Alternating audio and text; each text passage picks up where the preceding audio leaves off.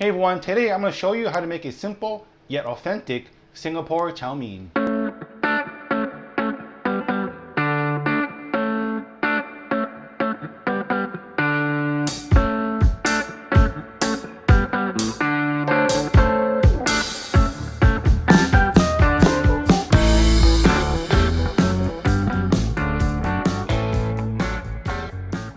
So Singapore Chow Mein or Singapore Chow Mei Fun is something that I enjoyed eating as a kid. Now I'm not quite sure, but it could be my first introduction to curry, my most favorite ingredient in the world, because most likely my mom ordered it either as takeaway or we were eating at a restaurant. Okay, so Singapore Chow Mei Fun starts with the Mei Fun.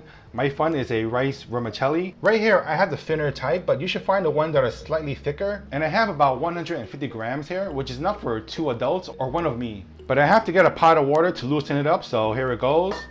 You can follow the package advice, but I noticed that no matter which brand I use, this is the best way to loosen up the noodle, which is to just pour a pot of boiling water over it until it loosens up. Okay, come in. Sorry about that, my cat wants to come in. And you just stir it around, and it should take about a minute for it to totally loosen up. You don't want to keep it in the hot water too long because you don't want to overcook it. Okay, so it's about 45 seconds to a minute. I'm going to strain it. Okay, so after I strained it, the most important part is to dry it out, because if it's still too wet and you put it into your hot wok, it's gonna steam instead, and that's not good. Okay, so I'm gonna set this aside. Now the other ingredients that I have are 6 shrimp, peeled, cleaned, and deveined. And I have about 100 grams of char siu that's just been sliced up into thin chunks. I've got 1 egg and a handful of bean sprouts, and I'm using 2 spring onions. You can also use Chinese chives, right? So I also just need half an onion, just roughly chop it, and just half a green pepper, just slice it thin. You can use any color that you wish. And I have some sliced up chilies just for extra color and an extra kick. Sorry folks, I'm being distracted by my little kitty here. Hey, wake up buddy, I'm cooking here. Okay, so what else we need? Good old curry, of course. I'm gonna make a curry paste. Right here I have 1 tablespoon of curry. If 1 tablespoon of curry for you is too much, then add 2 teaspoons. When I eat curry, I like it to kick me right in the face. And a teaspoon of chili powder, a tablespoon of water, half a teaspoon of salt, a tablespoon of light soy sauce, a tablespoon of dark soy sauce, and a teaspoon of pure sesame oil. And just give your curry paste a mix. All right, and that's it. And now it's time to get cooking. Okay, so I have my wok on high heat and I'm waiting for it to smoke before I add oil. And when it does smoke, I'm gonna add 2 tablespoons of oil and just make sure to spread the oil around. And then add in 1 egg. And just let the egg sit for like maybe 10 or 15 seconds. Just let it firm up. And then you can go in and start mixing it around. Just go ahead and give it a nice scramble. And then we throw in the onions and just cook the onions slightly until it's translucent. And then I like to throw in another tablespoon of oil, because Singapore Chow Mei Fun really benefits from oil because rice noodles are very dry. And then I quickly toss in my green peppers and just cook for about 10-15 seconds, just until the green peppers are soft. Because on high heat, the green peppers will cook very fast. And then I'll toss in my shrimp.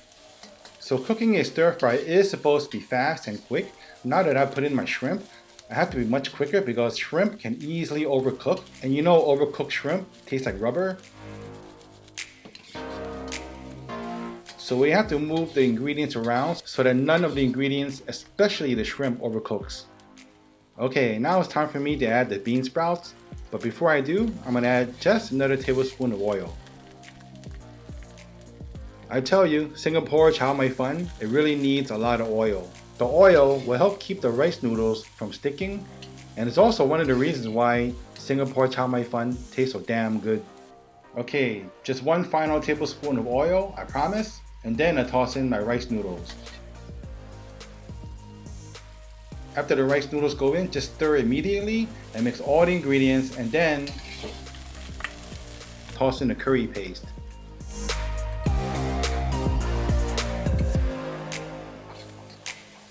So Singapore Chow Mei Fun is a stir fry, and is one of the reasons why you should have a wok. Cooking stir fries on a wok is a lot better than cooking it on a frying pan, because a wok helps contain the ingredients way better than a frying pan. So if you're serious about cooking Chinese or Asian food, you should get a good wok. Okay, so after the curry sauce has been thoroughly mixed with the noodles, throw in your char siu. At this point, you want to give it a taste. Make sure that it's salty enough for you. If it's not salty enough, then go ahead and add some more light soy sauce. Char siu is put in last because, well, it's cooked already, right? So there's no need to cook it, just reheat it. And just mix it in with the ingredients very well. And then finally, turn off your heat and put in your spring onions. And just give it one more final toss.